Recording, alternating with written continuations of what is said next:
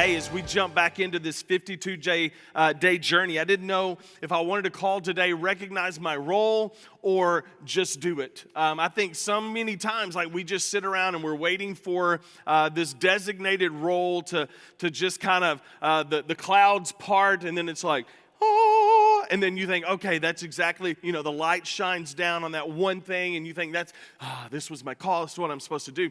Or is it that there's so many things to do that you just jump in and you just do it? And I have always kind of fallen on that side of things. Like if there's a job to be done and that job is leading people to the kingdom, then why do I want to wait for somebody else to do it?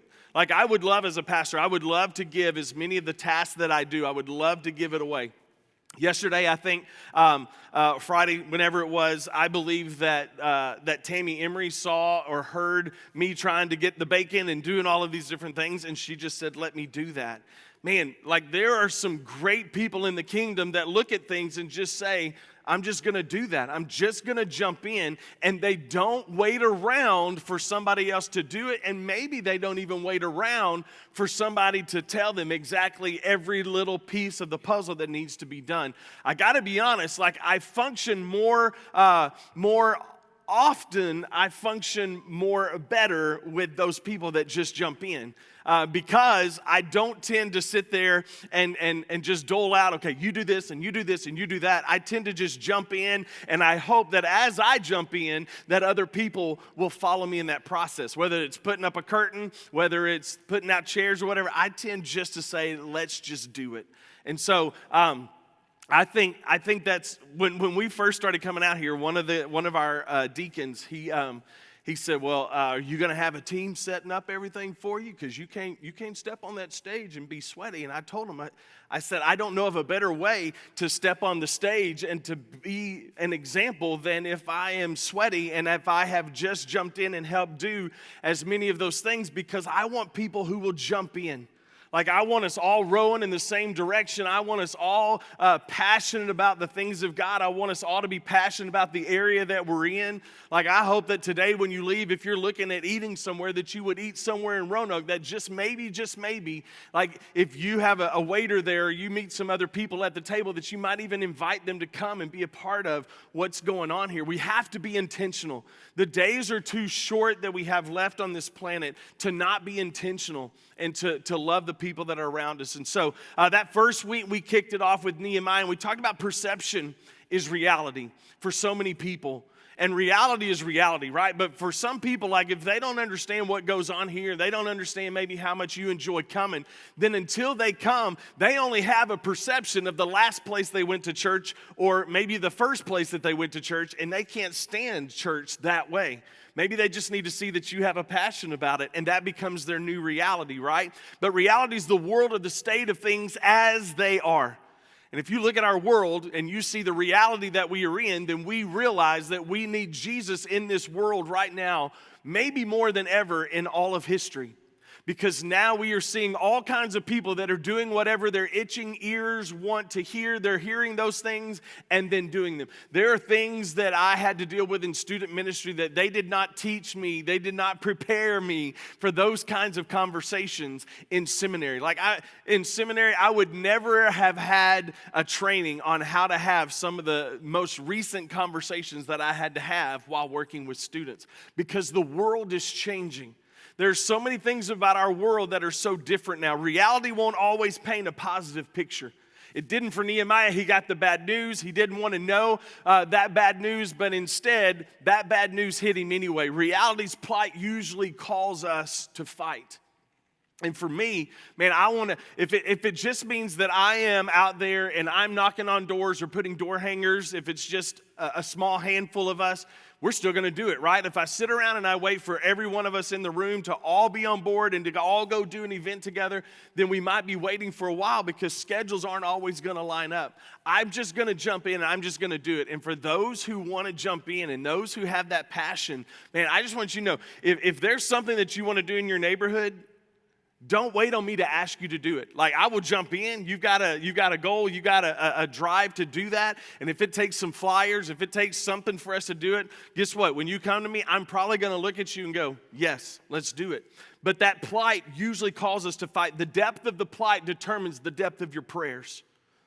And maybe some of the people that are around you in your neighborhood, maybe it's some of your own family members. Like, how hard are you praying for them to be able to jump on with what God has for them? Man, what if it took you praying every day for 7 years before that person came to know the Lord or came to church with you? Are you willing to put that kind of effort into it? Submission and service are keys that opens the king's heart. And because of his submission, because of his service, Nehemiah was able to go and talk to the king, and the king gave him everything that he needed. And the king wasn't working on his own bid. The king was under direction of God Almighty, right? God knew what needed to happen. He was using Nehemiah, and then in the process, then God also used the king to grant those wishes. And then the second week, and we talked about vision and passion. My question to you is, have you gotten so stuck in your job that you have forgotten maybe that even inside of your job, there is an opportunity for you to be Jesus? I want you to look for those ways. Like, I want you, even last night I was pumping gas, and the guy beside me, he was talking about he just got off work at Auto whatever, what is it? Doesn't matter, right? So anyway, Auto Nation, Auto Drive, whatever. He had just gotten off work, and we were pumping gas there together, and we just struck up a conversation. And before I knew it, we were out there, and Brooke's like, what's going on out there? Like, we were 10 minutes into conversation. I just invited him to come to church. He goes, man, I just hate church politics. I hate all that kind of stuff. And I was like, bro, nobody on the planet hates church politics more than me, and I'm on a church staff. Like, I promised him that if you step in here, we will never get into church politics. We're going to get into Jesus, and we're going to worship. Come to find out, this dude has played on several different stages on some big name opportunities. I'm like, man, our worship God would love the opportunity for you to step in and to play with them. And so you never know that God can use a gas pump. God can use you sitting next to someone in an office. Like, God can use you anywhere. But if your yes isn't on the table, then he's not going to be able to, because you're not going to be in tune with it. You're not going to see it. You're not going to hear it. Vision doesn't always please all the people, right? When God gives you something to do, even Nehemiah, he had some critics. Did those critics win out? No. Nehemiah said, hey, we're going to continue to fight. Vision of the plan is often given when vision of the heart is priority. Is the vision and the passion of your heart, is that priority in your life? Your yes is on the table. Then when that's the case, then God may give you this great vision that you would never have known unless your yes was on the table. Have you ever gotten a role that you didn't really feel like you wanted or called to? My first student ministry, I followed a guy. I've said this before. I followed a guy. He was like 40, had 3 kids. I stepped in. I was an intern, and I thought, man, I'm just going to learn. And by the end of that summer, he was gone. Like, he had already jumped into a new adventure. And so here's this 24-year-old kid kind of leading this ministry and going, what do I do, right? And so the very next summer, we did a thing called Special Friends Camp. I have never felt a special calling into working with special needs people. And so that whole week, I took 40 students with me and 7 homes around all of West Texas. Pampa, if you know where Pampa is, it's like 100 miles from anywhere and 2 feet from Hades. Like, it's just way out there, right? And so all of these homes that had friends with special needs in them, they all for this week chose to bring those special needs, not just children. Some of them were like 50 and 60-year-old people, and they dropped them off at Panfork Baptist Encampment. So here's this, at this point in time now, 25-year-old student pastor going, I don't know what to do with these people. I have never really been trained to work with special needs people. And so for that whole week, I am on pins and needles. I am ensuring our kids, you're in the right place. You got to be in the right, like, I could never enjoy it because I was always making for sure that everybody was doing. And that whole week, you mix special needs and then not really being called to work with special needs with giant tarantulas running around all over the campgrounds. It was the worst week of my life. But you know who it was the best week of their lives? Our students.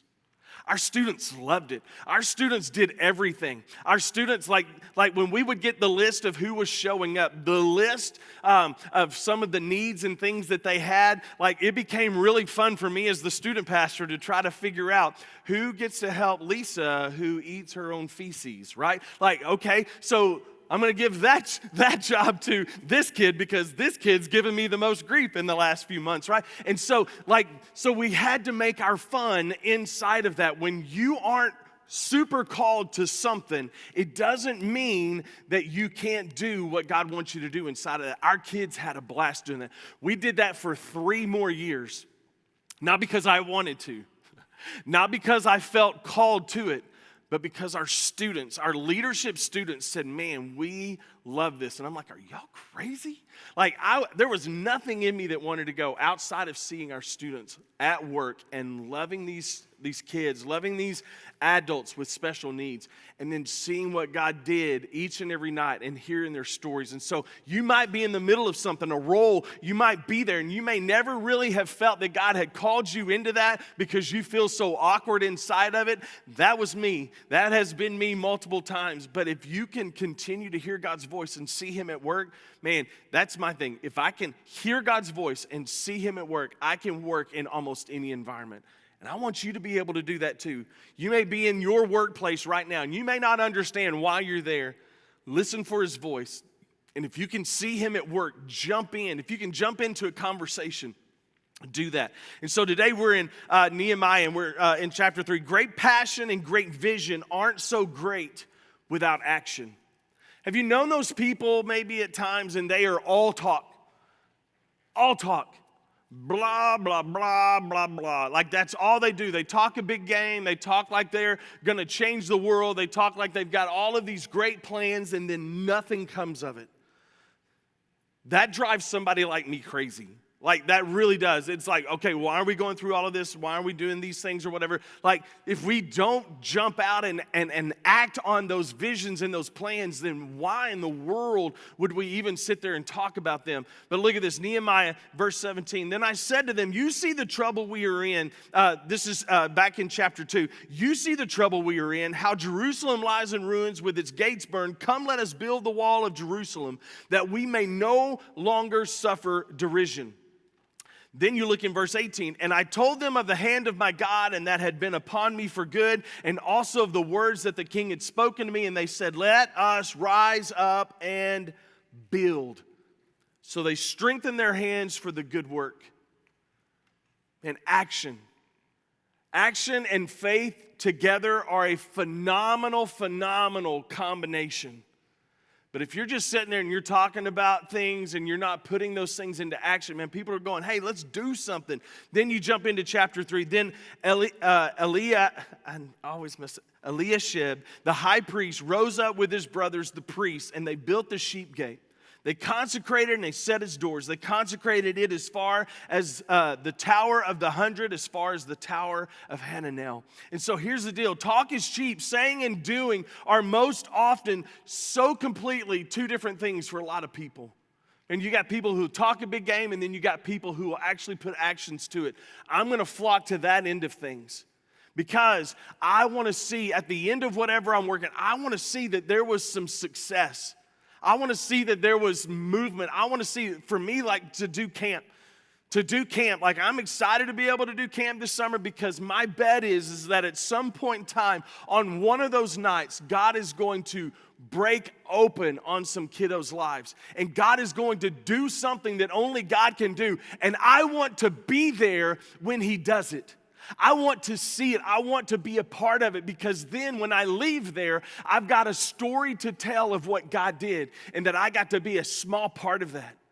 I don't know about you, but I think we expect and we hope too little out of God. We don't think He can work in circumstances. We think it's too big for God. Man, how shameful is that on us when we think things are too big for God? Sometimes you think that things are too small for God. Like, I shouldn't go to Him for this. It seems so small and so petty. No, God wants you to come with Him with everything.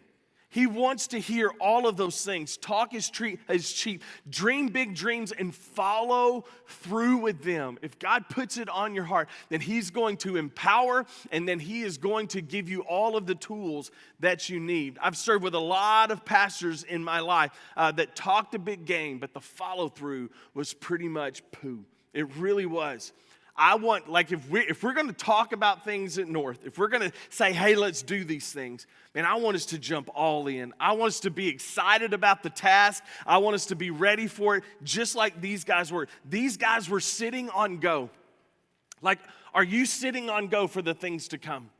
Like, I was sitting on go, hoping that we would be able to have our own kids craze, and then all of the rain and everything, like that bummed me out, because we would have been able to have our student or our kids and our students working in an environment out here where it's closer to where we're at.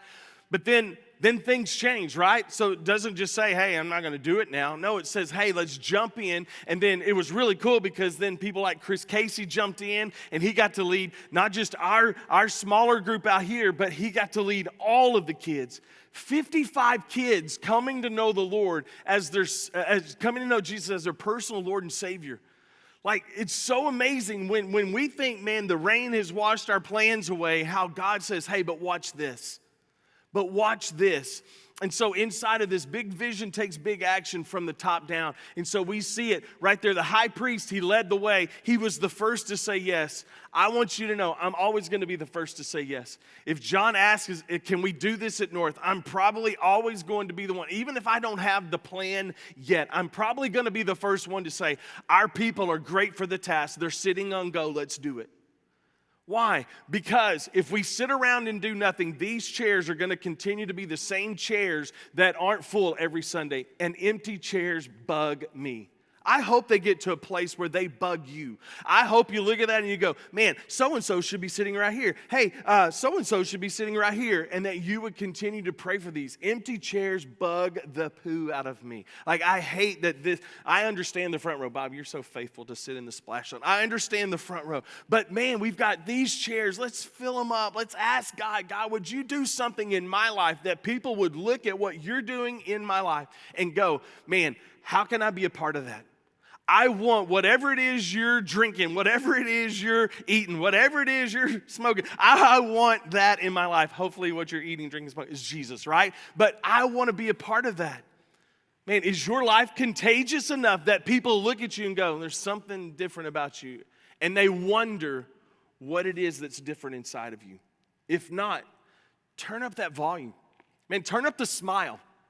Turn up the charm. Turn up the volume of God's love in your life and see what He does. These guys were sitting on go. They rose up, the action. They got busy. They said, man, I'm tired of sitting around. We did a video this past week and talking to the parents of students and just said, are you sick and tired of your students sitting on your couch doing nothing all summer long? Then get them out of the house and get them to Flight Week 2021, and we will do some great stuff with them. If you're tired of feeling lazy, if you're tired of feeling like you're doing nothing for the Lord, then stop doing nothing for the Lord. There are plenty of people who are dying and going to hell every day for you to be able to stop that process and to love on them and encourage them. There are plenty of people while you're getting gas just to say, hey man, how's it going? And just to strike up a conversation. There are more people willing to listen to you about your Jesus than there are you and I's who are willing, ready to share it. There's plenty of it. They consecrated, they set the doors, and they said, let's do this thing. If your heart's not on go, your answer will be no. If your heart's not on go, if your yes isn't on the table, then when those things come, those opportunities, it's going to be so easy to say no. You know what COVID was? COVID was the best reason for most people that didn't want to come up with an excuse to not go to church on a Sunday morning. What's crazy to me is like even some of the Sundays since COVID, like when we've had rain, like even rain was big enough to keep people away. Like COVID wasn't enough to say, I don't care what else comes my way. From this point on, I'm not going to miss church unless I'm out of town, sitting on the beach on vacation or whatever. I totally get vacation. I can't wait to go on vacation, right? I totally get that. But every other Sunday that you could be here, like COVID should have been the one thing that goes, and I never want to miss again. I never want to miss church because we missed so many Sundays. It was 65 that we were out of here. I don't know, 12, 14, some number in there close to that we missed meeting all together. And then we got to jump out to Holiday Inn. But it was enough for me to say, man, I don't want to miss it unless I have to ever again. And so if you're here today, man, I would say let's make this thing a priority. Let's fix whatever's going on and let's go, go, go. Number 2, great vision is most evident when the most people are involved in the action. These words next to him is followed by next to them. Look at it, Nehemiah 3 verse 2. And next to him the men of Jericho built, and next to them Zaccur the son of Imri built. The sons of Hassenaah built the fish gate. They laid its beams and they set its doors, its bolts and its bars. And next to them Meremoth the son of Uriah, son of Hakkoz repaired. And next to them, and it goes on and on and on. And next to them, and next to them, and next to them. Man, the best work that we're going to do for the kingdom isn't necessarily going to be just the stuff that we can do on our own strength and in our own time. It's going to be the stuff that we do together. And next to them is mentioned 22 times in this chapter alone. Here's a quote. Those 4 words will change the culture of any organization, especially the church. Our best effort is always multiplied when we do the work together. When we do the work together, there is so much more end result. There's so much more that we get to see as we work and do life in church together. And next to them, this became a builder's hall of fame. Home Depot and Lowe's had nothing on this project. Like, they got busy. They got busy to do what God called them to do. There wasn't a DIY. There wasn't HGTV out there filming it. Man, they just did what God called them to do. And Nehemiah is sitting there leading the charge, and he is on task doing it with them. The names of each of the builders are recorded here to honor because they found their own vision for the build in the midst of all of the crazy. Next to them, they repaired. Verse 1 and 2, the sheep gate to the fish gate. Why did the priests hit this one? Because all of the sacrificial animals, the sheep, would be housed in that spot. And so, man, they built it. They did all that they could. They secured it, and then they consecrated it. They prayed over it, and they committed it to the Lord. Verses 3 through 5, the old gate. I don't know why it was the old gate. I guess it was the oldest one there. Then 6 through 12, the valley gate. Then the dung gate. I'm trying to figure out in here who would probably be the first one to run and fix the dung gate, right? Like, nobody really wants to work the dung gate, right? Man, it stinks here. Man, it's so hot, and the smell of the manure. Like, if we sit there and we talk about the problem all the time, guess what? The problem only gets bigger. The dung only gets smellier, right? And so if we sit there, and it's what I tell our youth workers when we go to camp, hey, it's already going to be blazing hot, right? And so if you sit there, and when you're with your group, and all you talk about is how hot it is outside and how sweaty your armpits are, then guess what? All they're thinking about is how hot it is outside and how sweaty their armpits are. But man, if you sit there and you look at the task and you just go do it, then you don't have to sit around and smell the dung gate at the dung gate very much because you worked so hard, you got the job done quicker than if you just sit around and gripe about it. Verse 15, the fountain gate. That sounds so much better than the dung gate. I'll take the fountain gate. The water gate. Sounds like a bad place. Then the horse gate to the sheep gate. That's probably a pretty smelly place too. Like, are you one of those people that it matters in what circumstance and situation that you would work in? Or do you just say, hey, give me a task and let me go? These guys, man, it wasn't that they cared necessarily about what needed to happen more so than they just said, hey, I will do whatever it takes. Didn't matter which section, just let me do it. What things are you doing on your own that would be better done with someone else jumping in with you? You got Money Matters that's happening right here in this hallway. Stillmans are leading that every week. Here's the deal. If you go these next 8 weeks and you continue to live in debt and you continue to try to figure all of those things out, that's on you, right? Like, we've offered this opportunity. We've offered to help you look at it through a biblical worldview and how you can get out of financial burden. And if you go the next 6-7 weeks and you don't learn how to get out of that and you continue to get deeper and deeper, Like, that's on you. We gave you the opportunity, and things are better when you jump in with other people who have gotten out of that circumstance, out of that situation. They're here to help you. They want to come alongside you. Again, that's another one of those ways that it's better. Ladies' Bible study, they're going to start up next week. Like, if you're looking for a way to connect ladies and get to know other ladies, then there's no better way than to jump into a connection time together. Why? Because life is better together. And there's probably somebody that's going to sit in one of those chairs next to you that's going to go through something that you've already been through, and you get to minister to them and speak to them. Life is much better when we do it together. Connection groups, walking through life together. I got to be honest, my favorite times in being engaged here at North was when we were doing a connection group at my house. And we had just some of our just great friends that were jumping in with us. And so, man, coming into the fall, we're going to do a better job of that. So if you're looking for ways to connect, start one at your house. Don't just wait for one to start. If you want that, jump in, because life is better together. The end result of what we can do for the Lord is so much better when we do it together. Number 3, big vision brings everyone together for the common good of all. What are you working on right now that's much bigger than you? How can we help?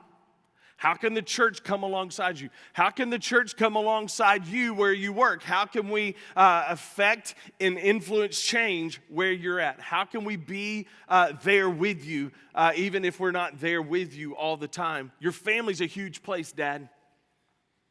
Dad, I just got to say it, like your home, and if you're like me, then you feel like you fail at it miserably at times.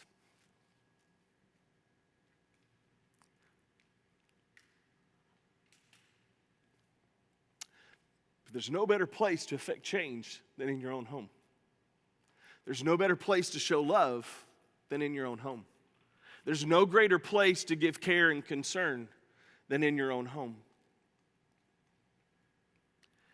So don't look for something outside of home if you're not doing home well.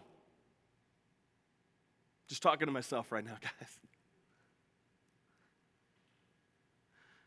Sometimes we want to do great out there, when God's saying, hey, do great here first. And let's be great dads. Let's be great men. Let's be great champions of our families. And then see what God does outside of that situation. But let's start there. And if there's some people around us and maybe they don't have dads in their lives, then maybe we bring them into the fold. Maybe we encourage them. Maybe we help them. Maybe there's some single moms that are out there that need some help doing some things around there. Help us know who those people are. Help us know how we can help. But let's be noble in our effort to love our families and to love our church family, and then see how God blesses that to bless people outside of our church family. Man, I'm with you in that struggle. You got work. You've got all of the pressures there. Some of you work far from home and you're only here at certain times. Like, I understand it, guys. Like, that struggle, even right now, and taking on helping in student ministry, like, I get it. The struggle is real. But it doesn't change that we're still in the struggle. And it doesn't change that God still wants us to be great at loving our wives, loving our children, and loving Him. Doesn't change. Just because it's tough is not our out to give up. Doesn't mean that we stop leading our families. It doesn't mean that we stop loving our kids. It doesn't mean that we stop having the tough conversations just because things are busy. Your first place to be hero and to be best at your job, guys, it's at home. It's just a challenge to myself. Anybody else that needed to hear that today, you can jump on that bandwagon. But look at it in verse 1, brothers coming together, sons, they're too many to count. Family was important and the work together was great. Your home is a huge place to serve. Each one repaired opposite his own house, his chamber. Your home is more than just your house. It's your neighborhood. It's where you do life. And some of the best relationships, even to this day, are when we played softball with other families. We went to a few graduation parties recently, and we stopped playing softball really at about 7th grade, but those families are still some of our favorite people. But that's family. Those people that you do life with, your kids' baseball, softball, swim teams, like that can become extended family for us. Your kids' school is a great place to go and invest. Man, I remember from the time that they were in kindergarten, guys, all the way through until they were too cool for school in 7th grade and I couldn't do it. Every Friday, I was in that school cafeteria and I was eating with Abby, I was eating with Carly. Man, it took time. It took time to go and get Chick-fil-A. It took time to drive all the way there and to get there. But my bet is that if you ask Abby and Carly all of those years, what day did they like the best? It's probably Friday when I showed up at Park Glen Elementary, or when I showed up in their 5th and 6th grade, whatever that is, Parkwood Hill. Like when I would show up and just walk in and just eat with them and one of their friends. And those are the things that memories are made of. The vacations that you take them on, like those are things that they're going to remember too. But those small things, the way that you love them, the way you kiss them on the forehead, the way you tell them that you're proud of them, the way you tell them, hey, great job. Those little things, they matter. Great vision awakens everyone to be a part of the bigger picture. Look at the men that jumped in verse 2. The men of Jericho, verse 7. The men of Gibeon and Mizpah. The men of Zanoah. The ruler of half of part of Jerusalem. He should be there, right? The ruler of part of Beth Hakerem. The ruler of part of Mizpah. The ruler of Beth Zur. Kala. Rome had 2 consuls there. Tekoa. Like if you're serving and serving and serving, all of these men jumped in and they saw the need. But here's the deal. If serving, and I've said it a million times, if serving is beneath you, then leadership is beyond you. And probably your family will surpass you. Your family, if you're not serving them, Dad, then they will give up and they will probably find somebody else who will help and serve and do all of those things that you were called to do. Man, be competitive enough in all of the things that you could possibly drop the ball on. Be competitive enough with your family, dads, to not let that ball drop, to not give up on them, to work hard, to work side by side. If serving is beneath you, then leadership is beyond you. Next point, big vision should awaken everyone's talents and professions to build God's kingdom. Look, verse 8. Next to them, Uzziel, the son of Harahiah, goldsmiths repaired. Next to him, Hananiah, one of the perfumers, repaired. And they restored Jerusalem as far as the broad wall, and the temple servants living on Ophel repaired to a point opposite the water gate on the east and projecting tower. After him, man, goldsmiths, merchants, perfumers. I don't even know what a perfumer is, but man, they have jumped in. Everybody's task, everybody's occupation, it did not matter. They jumped in. When I know my talent and when I know my trade better than anyone else, then I should use it to serve the kingdom. I should use it to serve the kingdom, like I've talked about Rob this morning and cooking. But when we jumped in and we did the orange bags and all that, man, he took it upon himself at his chiropractic business to jump in as well and to let those people who come in and out of his doors to jump in and say, hey, life is bigger than just you. Help somebody that's in need. How do we do that in everyday life? Figure that out and see how God uses you in his kingdom to do those things. When I know that my trade or my talent can be used for his kingdom, these people that are up here, I don't know how Dugan can make that thing right there sound good. I don't know how anybody, I can't sing like these people. But when they all come together and we get to do worship, like that's using your talents and your abilities for the Lord. Man, what are we missing out in your life? Are our kids missing out because of how great you are with kids? Are our babies missing out on you because you're great at holding and rocking and singing and speaking truth over a baby? Like, are we missing you at a door because of your face and how you smile and how you embrace people? Like, don't think so little of yourself that we can't use you here in the kingdom. Please allow our church to benefit, allow the kingdom to benefit from what you have to offer.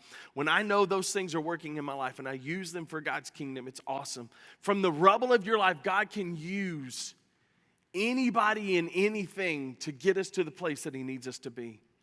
I'm just asking you guys to be so competitive enough that in all of the plates that you keep spinning, moms, dads, in all of the plates that you keep spinning, coaches, teachers, and all of the stuff you've got going at work, all of the things that you would work hardest on the things that are of eternal purpose, that matter the most, that matter for eternity's sake. So this morning, with heads bowed and eyes closed, who cares who gets the credit when God shows up and God shows out? I don't need to take credit. I would just be glad to be a part of whatever that is. And here's the deal. If you're here today and you would say, man, Ken, I am ready to place all of my faith and all of my trust in Jesus Christ. If you were to choose to do that today, Chris is back there at the decision station. I think Leanne's going there, be there as well. If you need to talk to someone today, guess what? Chris nor Leanne would want any credit in that at all. They just want to help you. They want to answer your questions. Like they would love to hear you voice that prayer, just like I'm talking to you right now. For you to be able to voice that prayer and to say, man, God, today I want to trust Jesus Christ for my salvation. And I want to make him Lord of my life. Man, I am ready to quit living for my own, and I am ready to live for a greater purpose. Like if they got to hear you pray that prayer today, and they got to walk you through some of those next steps, and they would want zero credit for that. They would just want to be a part of helping answer those questions for you. Man, if you have made this whole thing about God, about religion, maybe some of you are burned out by religion. You just show up because you feel like, man, this doesn't feel like it's a place that's all about religion. I'm so glad you would say that, because to me, it's all about a relationship with Jesus Christ. And if you know him well and if you love him well, then I bet that your life is better than a lot of people that are around you, because you are living for something much greater than yourself. I would love to ask you today, if you're here and you would say, man, Kent, today's that day of salvation. Today I'm ready to place all of my faith, all of my hope, and all of my trust in Jesus Christ. And I would ask you today that you would hit that decision station, that you would talk to Leanne, that you would talk to Chris, and that you would today nail that down.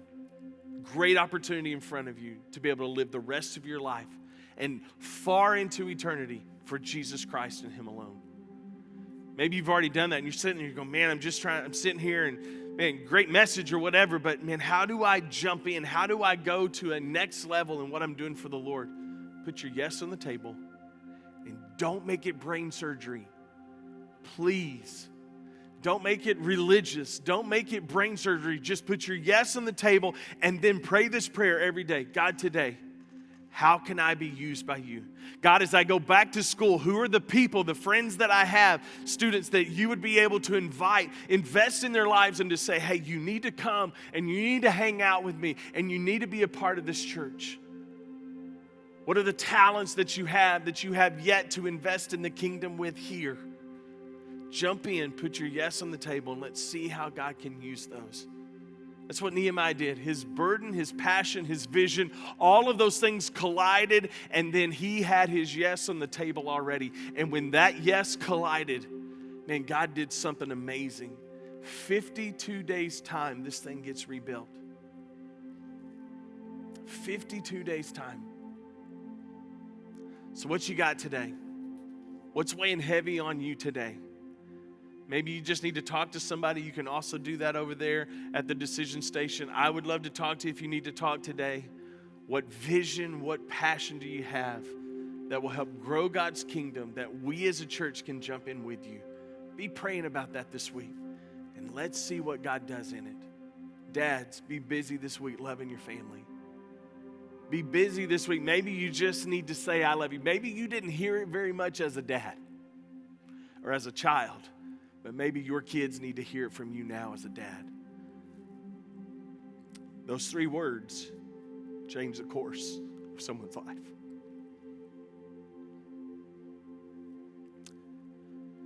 So God, today,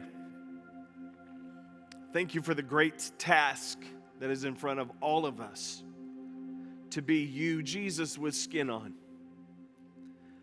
Thank you for Mel this week, who in her workplace, which would be a place that maybe she would get frowned upon for sharing you with someone who was hurting when they came in. Thank you that she would step out of her role as an employee and wear the role of believer, follower of Jesus, enough to be able to help someone and to share the love of Christ with them. And just to be Jesus with skin on.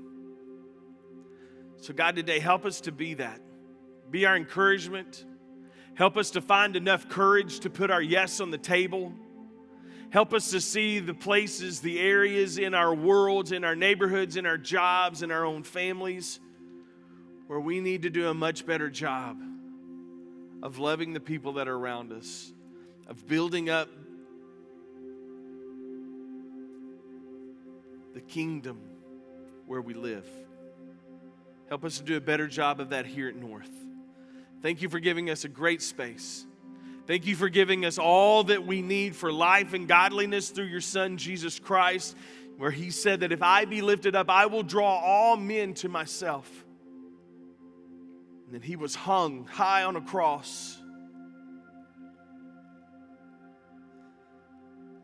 willingly laid down and died on it, taking all of our suffering, all of our shame, dying for all of our sin, buried, 3 days rose again. Cannot wait to see you, Jesus. Help us to be busy loving people enough so that when you come back, heaven is bigger and hell is smaller because of our great work here. Give us big vision for Cross City North. Give us big vision for our own lives so that when we come to the end of it, everything that we did had a purpose. And the people that we loved the most would be able to say, I'm here today because they loved me so well. We love you, Jesus, and we thank you for every opportunity that's in front of us. Forgive us when we don't take you up on them. Happy Father's Day to all of these great men. But happy Father's Day to you, our Heavenly Father, who loves us and points us into every good and awesome work that we get to do. Thank you for the way that you love us. Help us to love others that same way. It's in your name that we pray it all, Jesus. And everybody said, amen.